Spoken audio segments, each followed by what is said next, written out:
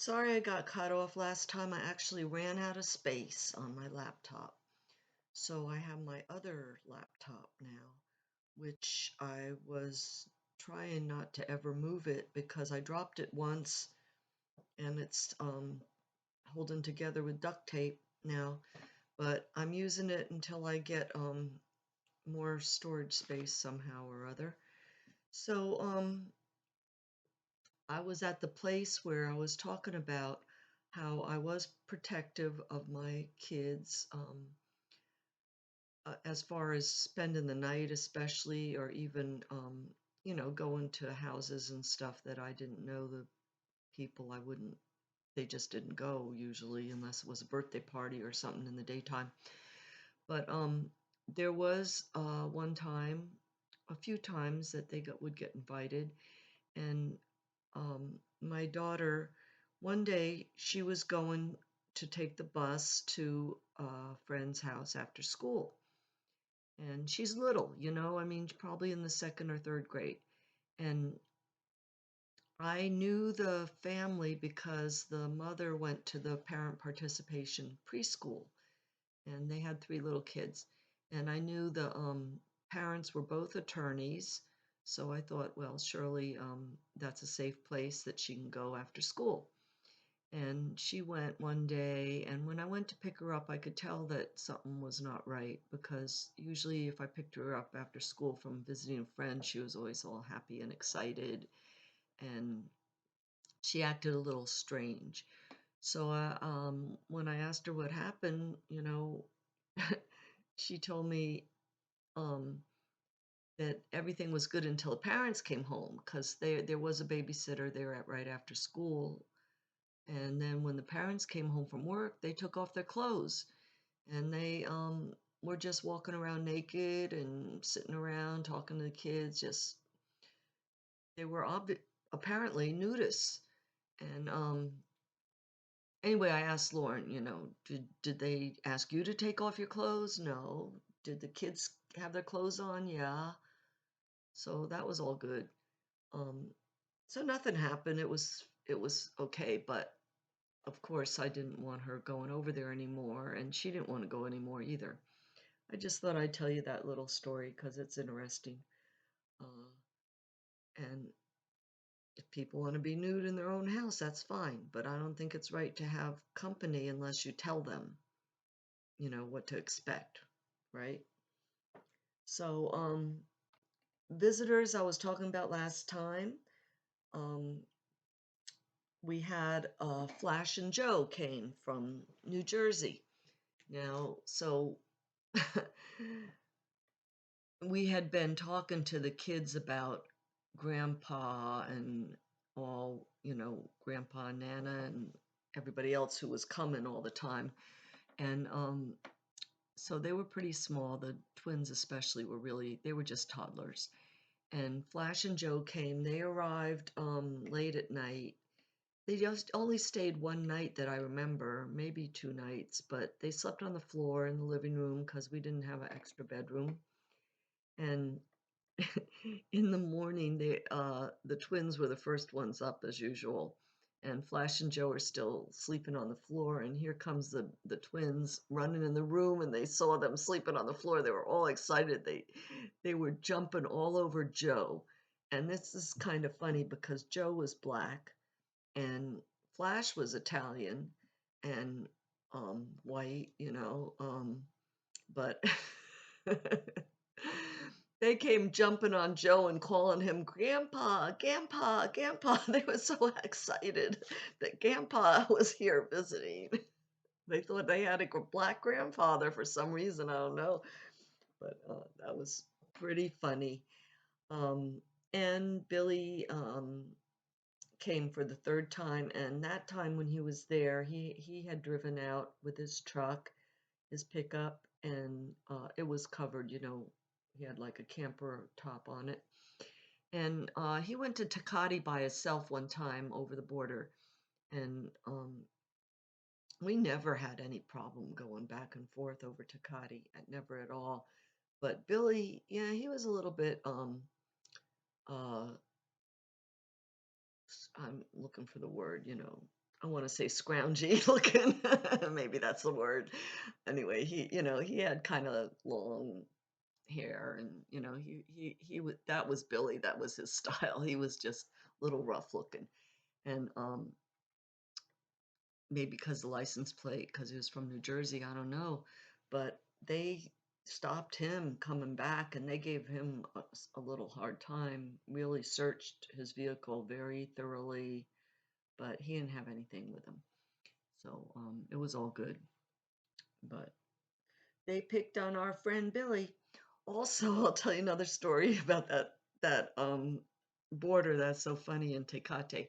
Very small little. I mean, it's just a tiny little border town. Um, the border looked like our guard shack here where I live now.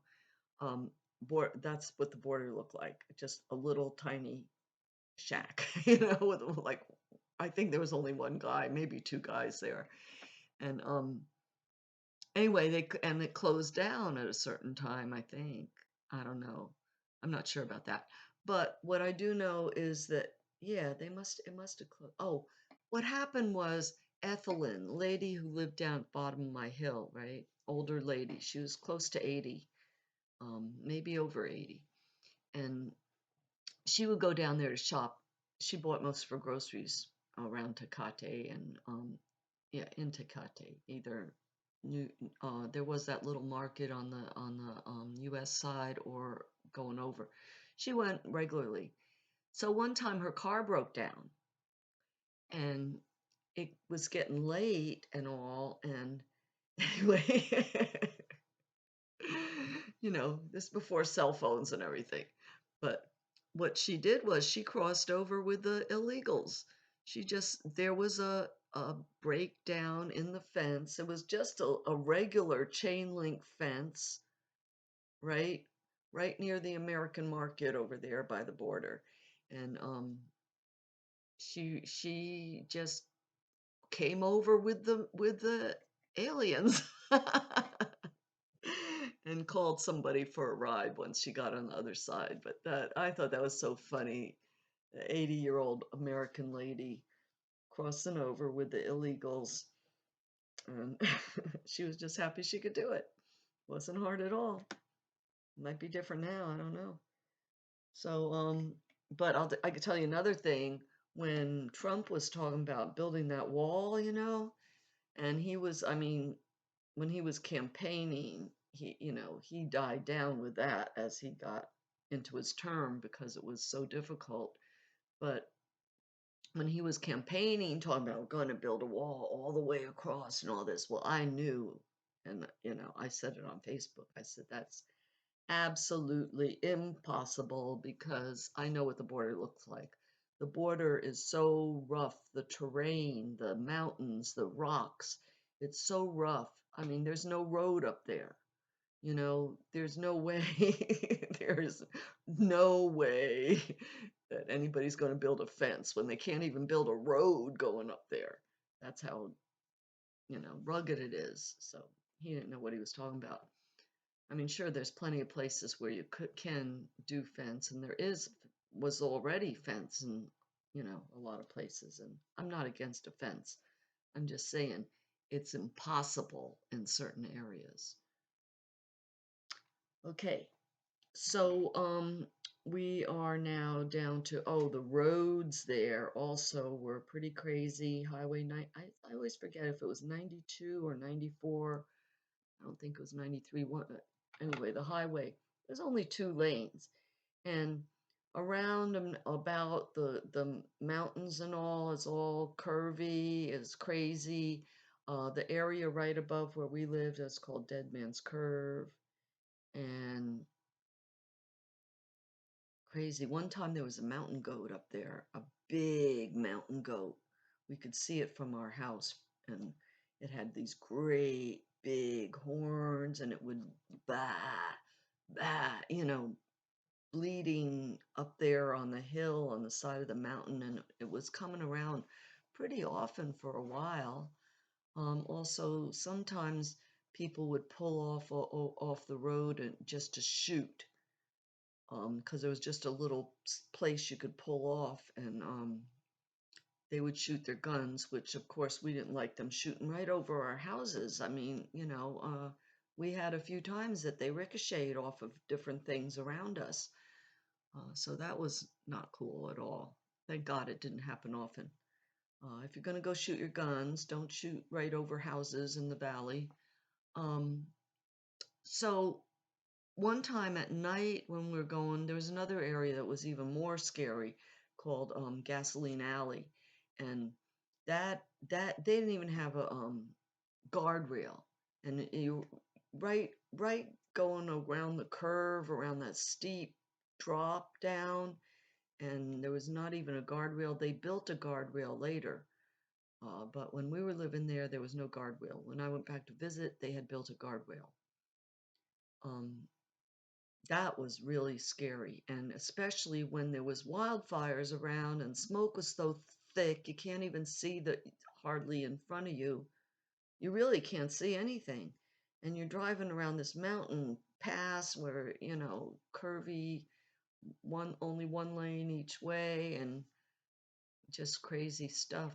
Well, one night we were driving down around the Gasoline Alley area, and it was nighttime, dark, and we almost hit a horse. There was a runaway horse. There was a black horse, and it just ran up like right in front of us. All of a sudden there was a horse there, and thank God we didn't hit it.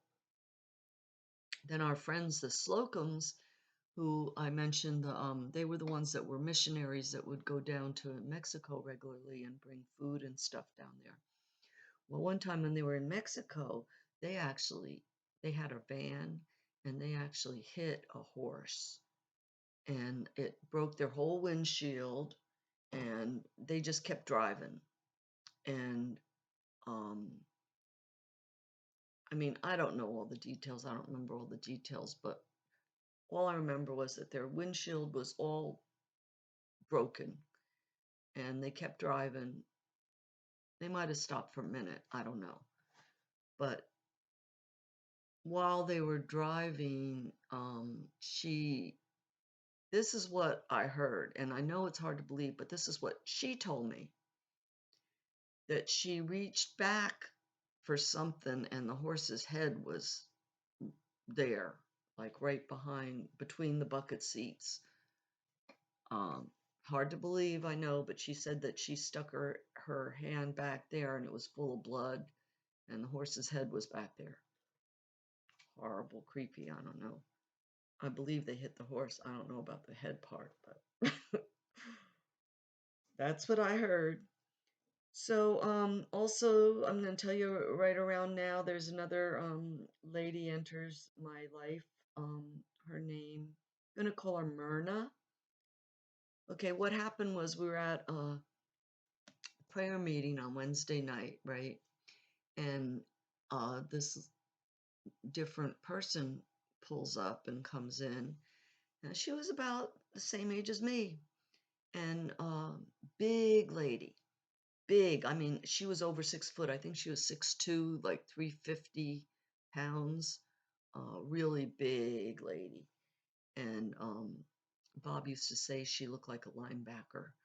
Um, and she had a daughter, 10 years old. And I'm gonna call her name Nicole. Yeah. And so they came into prayer meeting, and uh, she asked if anybody could help her daughter with her math homework. She was in the 5th grade, and Myrna didn't know how to do the 5th grade math. So we helped. I don't know if I helped or somebody helped. I don't remember, but she stayed kind of during the prayer meeting. We all talked to her. We all um, had a heart, especially for the little girl, because they were living in their car, apparently. Um, they didn't have, they were just transient. Myrna had grown up on the streets of LA. She was white, Irish descent, but she grew up on the streets of LA, so she spoke fluent Spanish. And she was actually back then, way back then, she was actually a bodyguard for one of the Black Panthers back then, before now, because we're in the 80s, right? So she was like, like 15 years earlier, she was a bodyguard for one of the Black Panthers, one of the most famous ones, I won't say. Anyway, she was quite a character, you can imagine, and had been married quite a few times and had a lot of last names.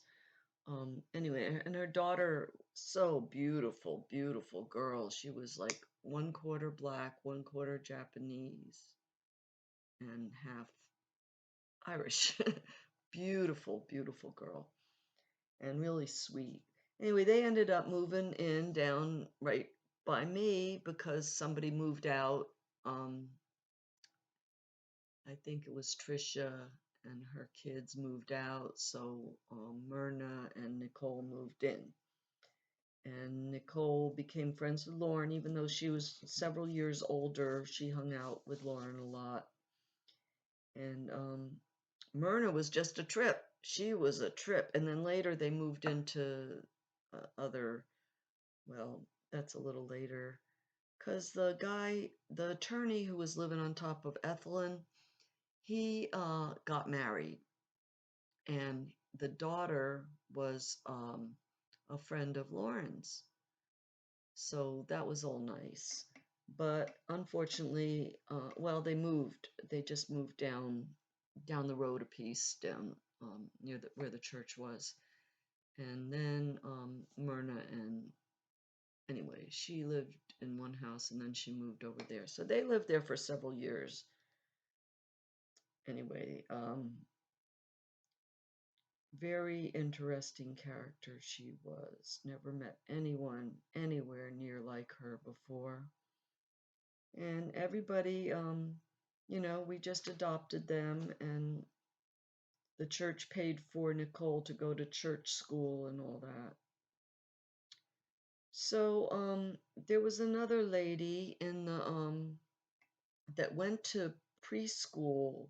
So that's how I knew her, in the parent participation preschool. And her husband was a Marine, and she had one son that was Lauren's age, and she had another son that was the twins' age, and then she also had a little baby daughter younger than that.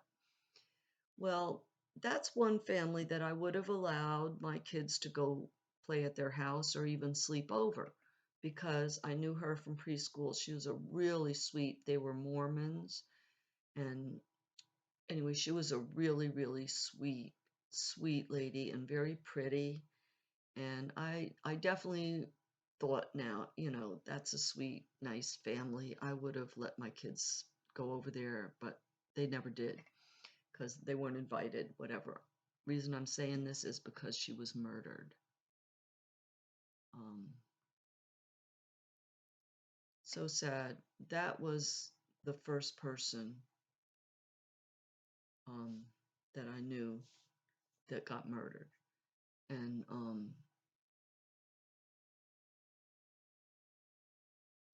uh, everybody thought that it was the husband for several reasons.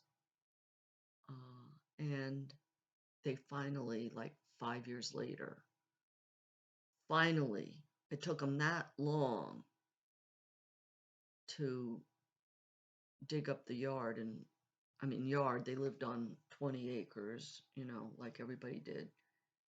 But it took like 5 years for them to find her body wrapped in the bed sheet full of blood. She was killed with an axe. Oh, such a sweet, pretty lady. So sad. She was a nurse.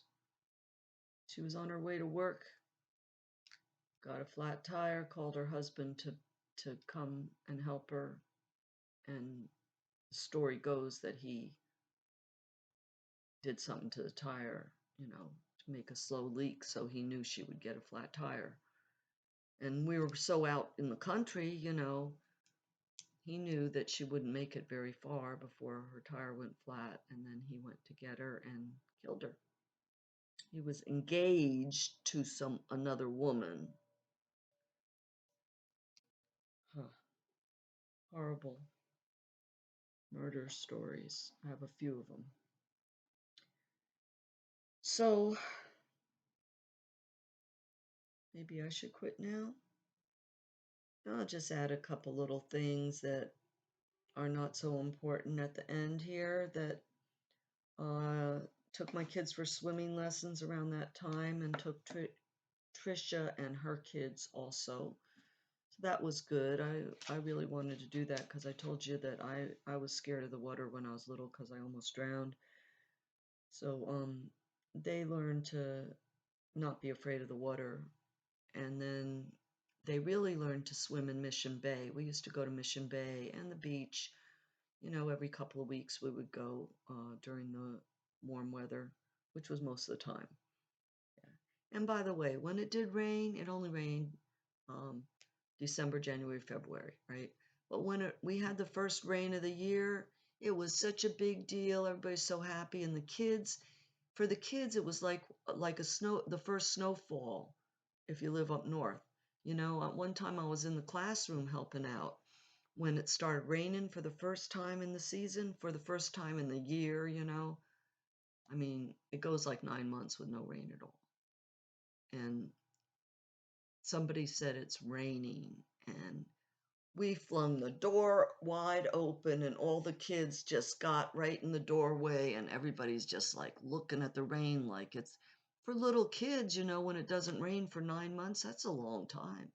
They're all in the door, like looking at it like they never saw rain before, all excited and everything. It's really different living that way when you're used to living on the East Coast. West Coast is very different. They could be another country out there. I really think they could, and they would do okay too. Maybe it would be better that way. So I'm gonna leave it there for now. Thank you for watching.